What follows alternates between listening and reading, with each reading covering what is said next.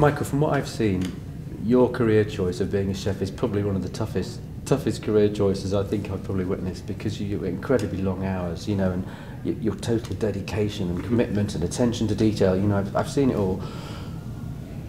What makes you get up every morning and keep wanting to do it? What, you know, what's behind that for you?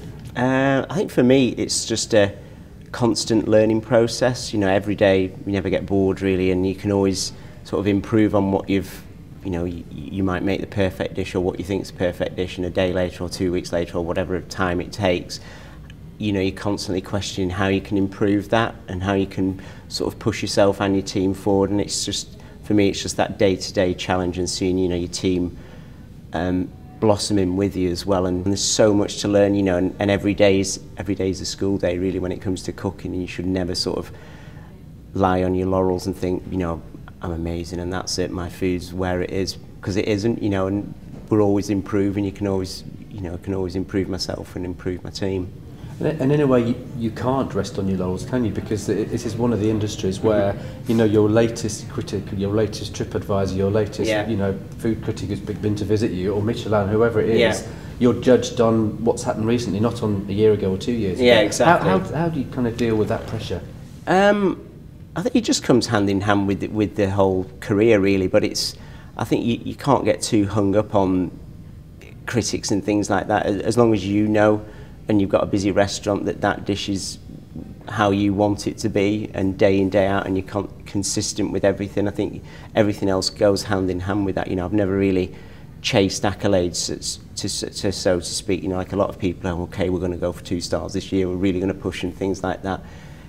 If it comes, it comes, and if it doesn't, it doesn't. And that's how I've sort of looked at my career so far. You know, it's like when we got the 2nd star, it was, you know, amazing, but then actually it was just another day, and okay, then let's move on, and what do we aim for? You know, what we're going to look for now.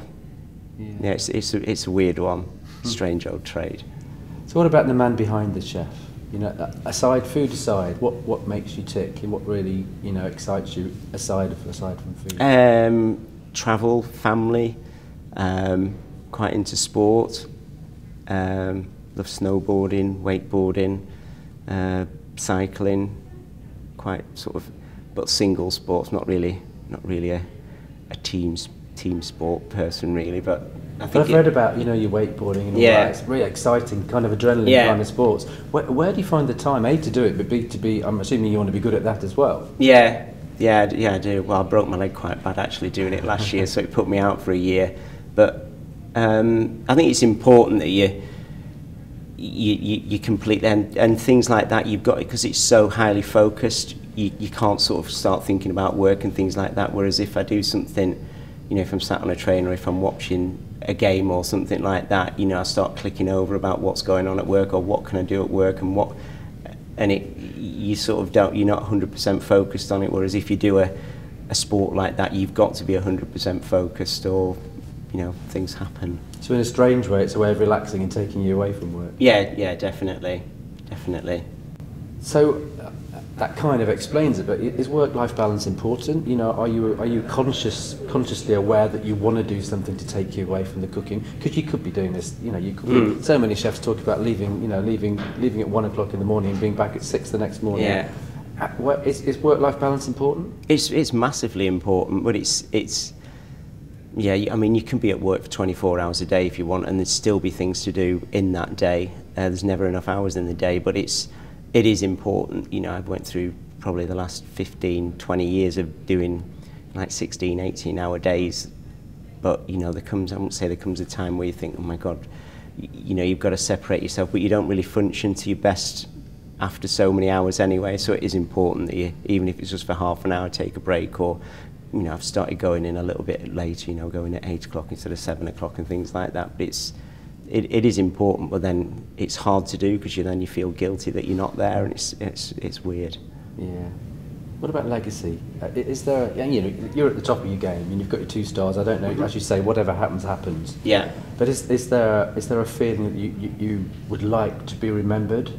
You know, Michael, who did this or was this? What do you feel about legacy? I don't know. I think I was a head chef quite young, like too young really.